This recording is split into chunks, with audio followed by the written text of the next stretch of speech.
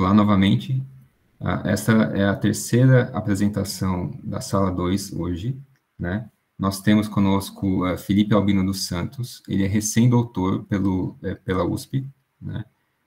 E hoje ele vai falar conosco sobre álgebras de Lie superelípticas afins e polinômios ortogonais não clássicos. Então, Felipe, pode começar, por favor. Muito obrigado, Lucas. Gostaria de aproveitar a oportunidade para agradecer toda a organização do evento. Acho que é uma grande oportunidade para jovens pesquisadores e recém-doutores ou doutorandos ou mestrandos de poder trocar informações e apresentar seus trabalhos. Como o Lucas mencionou, o título da minha apresentação é Álgebras de superelípticas afins e polinômios ortogonais não clássicos. A minha ideia hoje é fazer uma apresentação que de alguma forma seja acessível, então eu vou apresentar algumas ideias mais gerais sobre esses tópicos e falar brevemente sobre a história que se relaciona com esse assunto. Bom, eu continuo pesquisando esse tópico, apesar de ter terminado o meu percurso no doutorado do IME, eu continuo vinculado ao IME como pesquisador colaborador, e eu desenvolvo essa pesquisa, então fica também o convite para que, caso você tenha interesse, ao final, espero que dê tempo da gente conversar. Então, eu começo... minha palestra traz o nome desses dois matemáticos, então eu não conhecia, antes de começar a pesquisar esse tipo de álgebra, esses dois pesquisadores, são pesquisadores contemporâneos. O Igor Kristovan, ele é um matemático russo, trabalha na Universidade de Columbia, em Nova York, nos Estados Unidos, e o Sergei Novikov também é russo, e ele é bem conhecido por ter, além de outras coisas, ter sido agraciado com a medalha Fields em 1970. Na verdade, o Sergei Novikov, ele orientou o Igor Kristovan, e juntos eles traçaram uma história científica muito produtiva e que se relaciona com a história dessa pesquisa que eu vou apresentar para vocês. Antes de eu entrar especificamente no tópico de álgebras de Kristovan-Novikov, eu gostaria de apresentar uma rápida motivação para o estudo de algumas estruturas algébricas. Então, vamos começar falando de um anel R. Vamos considerar R um anel de funções racionais, essas funções definidas na esfera de Riemann, e com polos exatamente em zero e no infinito. Então, como se fosse uma esfera de Riemann, em que essas funções racionais estão definidas, e eu retiro esses pontos para que elas fiquem bem definidas. Esse anel, que pode ser descrito por essa relação aqui, ele é conhecido como anel de polinômios de Laurent. É um anel bem estudado, bem conhecido, e que, assim que você lida com esse tipo de estrutura, ele motiva algumas perguntas. São elas: o que aconteceria se nós tivéssemos mais polos? Então, definidas essas funções racionais nessa esfera, se retirássemos mais polos, que tipo de estrutura seria obtida? Então, supondo N polos distintos, o que poderia acontecer?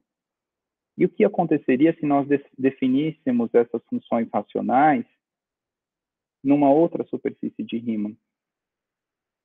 E aí com dois polos ou mais? Num primeiro momento, pode parecer relativamente simples estender a ideia de dois polos para três polos, ou para quatro polos, ou para N polos, ou ainda, considerando as propriedades algébricas da superfície de Riemann conhecida generalizar essa situação. Mas não é tão simples assim. Modificar a quantidade de polos, acrescentar mais polos, 1, 2 ou 3, pode resultar em uma estrutura algébrica completamente diferente e com propriedades muito surpreendentes e que são, às vezes, muito diferentes daquelas encontradas quando se estuda quando se estudam estruturas obtidas a partir dessa esfera de Riemann com dois polos, considerando-se funções racionais como os objetos dessa estrutura.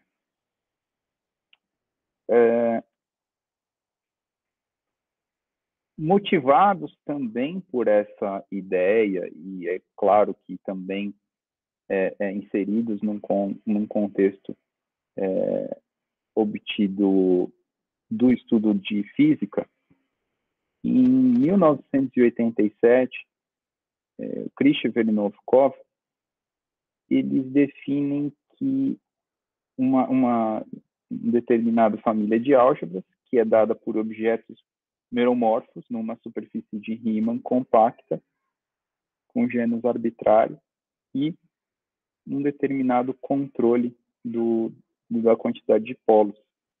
Essa é exatamente a ideia que eu apresentei para vocês na página anterior, de uma forma resumida. Então, eles precisaram formalizar essa ideia, essa noção. E, então, para isso, para resolver determinados problemas que eu não vou abordar nessa apresentação, são definidas essas álgebras que posteriormente receberam o nome de álgebras de Krzysztof-Novikov. A partir de agora, eu vou começar a aprofundar um pouco mais a minha apresentação, depois dessa apresentação geral, depois dessa motivação inicial. E nós vamos considerar, então, uma álgebra que é conhecida como álgebra de loop de uma álgebra G, considerando G uma álgebra de Lie complexa e de dimensão finita, né? Então, se você fizer G tensor o anel de polinômios de Laurent, você tem essa estrutura chamada álgebra de loop de G, que é uma estrutura que tem bastantes aplicações no contexto da álgebra. Nós podemos, então, transportar essa motivação do Krzysztof e Novikov de generalizar o anel dos polinômios de Laurent e estudar o que acontece a partir dessa generalização para esse contexto das álgebras de loop. Então, partindo da mesma ideia, nós podemos pensar em substitutos para esse anel de polinômios de Laurent. Então, em vez do anel de polinômios de Laurent, nós podemos considerar, de uma forma bem ampla, uma álgebra comutativa e associativa. Perceba que, quando nós falamos uma álgebra comutativa e associativa, nós não temos muitas propriedades geométricas que possam nos ajudar, ou informações a priori que possam nos fazer entender que estrutura que nós obtemos quando fazemos essa substituição. Eu vou fazer uma breve digressão apenas para exibir qual que é a trajetória dessa apresentação e justificar as próximas páginas que eu apresentarei. Então, a ideia aqui que nós estamos é nessa generalização das álgebras de loop, que é o que eu gostaria de mostrar. Mas para fazer essa generalização, né, para que essa generalização tenha ainda mais aplicações e propriedades que possam ser estudadas e aplicadas, é necessário compreender o que é uma extensão central universal dessas álgebras de loop. Então, vou dedicar alguns minutos para isso. Aí, então, nós vamos considerar álgebras de loop do tipo afim e considerar álgebras superelípticas afim. Então, eu vou utilizar os próximos slides, fazer uma breve quebra para mostrar como se obtém uma extensão central universal de uma álgebra L. Então, suponha que você tem uma álgebra L. Nós chamamos, então, L-chapéu de extensão central universal, quando L-chapéu satisfaz esse diagrama, em que K é uma álgebra de Lie abeliana, em I aplicado em K é central em L chapéu. E nós dizemos que duas extensões centrais, digamos, L chapéu e L chapéu linha de L são equivalentes se existir um isomorfismo entre esses dois diagramas. Tá? Uma extensão central L chapéu de L ela é chamada de universal quando existe um único par de isomorfismos ligando esses dois diagramas aqui dessa forma. E é sobre especificamente extensões centrais universais que eu gostaria de me aprofundar agora pela sua riqueza, especialmente quando se fala de teoria de representações. Um detalhe importante é que toda álgebra de Khrushchev-Novikov admite extensão central universal, nem toda álgebra admite uma extensão central universal. Bom, o que nós sabemos sobre quando nós temos uma álgebra comutativa associativa R é que é possível descrever qual que é essa extensão central universal com certa precisão, dadas algumas propriedades. Então, nós sabemos que a extensão central universal ela vai ter esse formato, ela vai ser a álgebra original aqui, G tensor R, mais um centro, que é o centro da G chapéu. E aí eu tenho alguns exemplos que eu gostaria de exibir para vocês. Então, eu mencionei lá no início que quando você acrescenta mais pontos, o resultado são álgebras com propriedades muito distintas entre si, muito distintas entre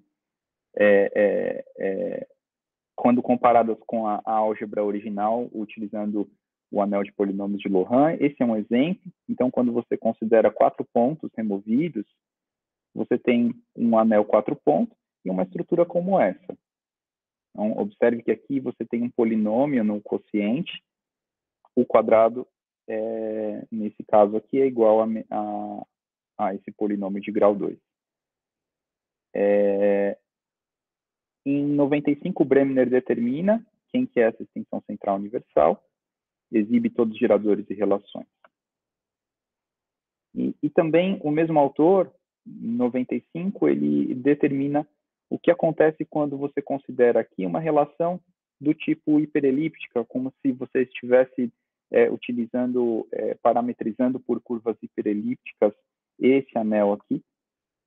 E ele chamou essa álgebra de álgebra de Lie hiperelíptica afim, né, a extensão central universal desse tensor, e determinou também a extensão central universal, exibindo todos os geradores e relações de comutação, determinou quem que é esse polinômio aqui, que aparece aqui, estudou, então, esses dois casos de álgebras de Lie hiperelípticas afim.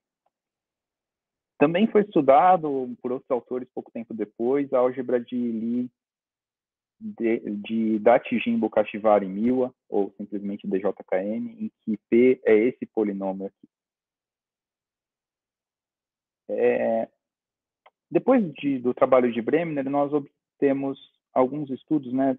A bibliografia nos oferece, então, alguns artigos de Cox, Futorni, Martins, em que se estuda representações e realizações dessas álgebras, como elas são muito diferentes entre si. Cada caso rende muitas propriedades que são bem particulares. E, bom, as curvas hiperelípticas, elas são um exemplo, né? O exemplo mais simples das curvas superelípticas. Né? As curvas superelípticas são curvas dadas por uma relação como essa, em que m é maior que ou igual a 2. Né? Só para lembrar, as hiperelípticas, o m aqui é igual a 2. E uma pergunta que surge naturalmente é o que pode se estender do caso hiperelíptico para o caso superelíptico. Essa pergunta aparece no contexto da geometria algébrica e é uma das perguntas centrais da pesquisa que eu tenho desenvolvido agora no contexto de teoria de representações. Então, basicamente, o trabalho em andamento, ele analisa, então, o que é possível se estender daqueles casos hiperelípticos que eu apresentei agora para o caso superelíptico. Então, eu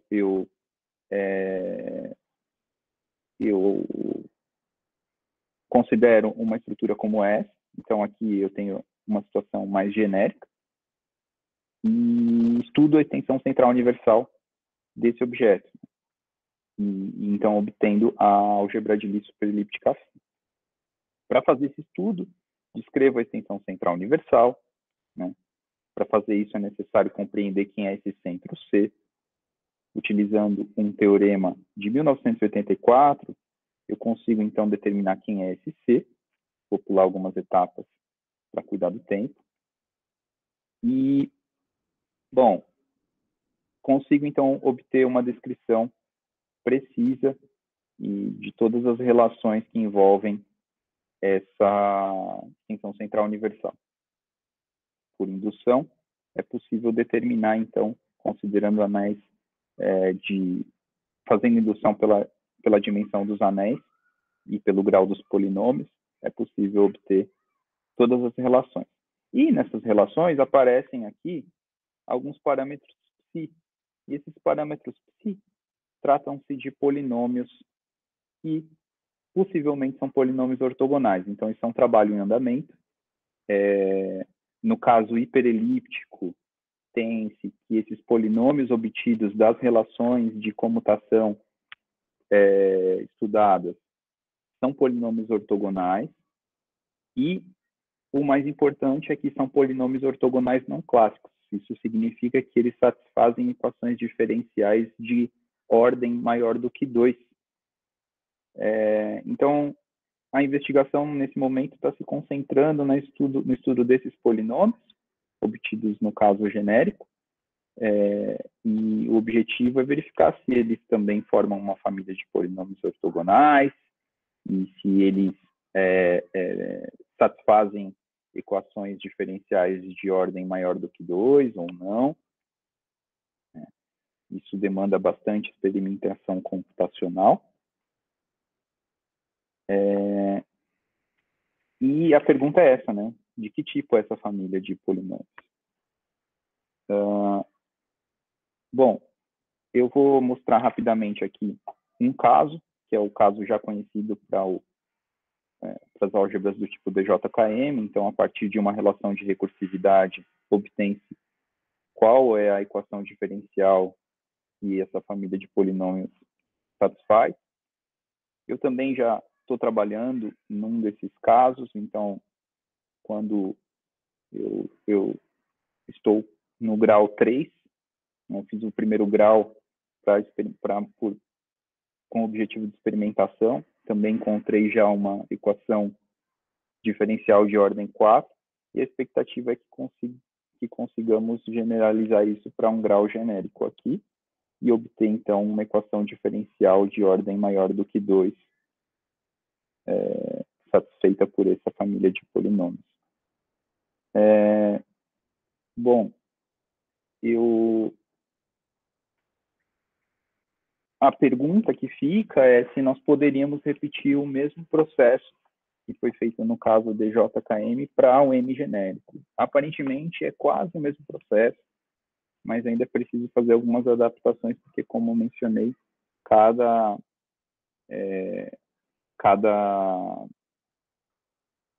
grau de polinômio gera um caso diferente, cada número de polos que se retira ou que se acrescenta gera um caso muito diferente. E eu gostaria de fazer um convite, se você for interessado nesse assunto, para me procurar, ou para ler esse artigo que eu publiquei no finalzinho do ano, que fala um pouquinho desse assunto, e me escrever, enfim. Muito obrigado aí pela atenção, e assim eu encerro a apresentação. Muito obrigado, Felipe. Bom, então nós abrimos agora para perguntas. Alguém teria alguma pergunta para o Felipe?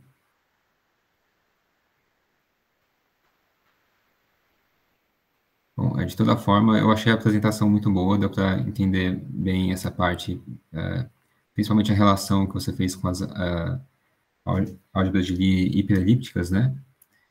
Sim. E, enfim, isso ajudou um pouco a entender o conceito geral desse tema. Por enquanto, parece que ninguém tem perguntas.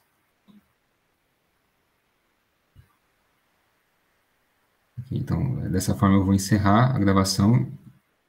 E se alguém quiser fazer alguma pergunta após o encerramento da gravação, vocês estão livres para fazer as perguntas, ok?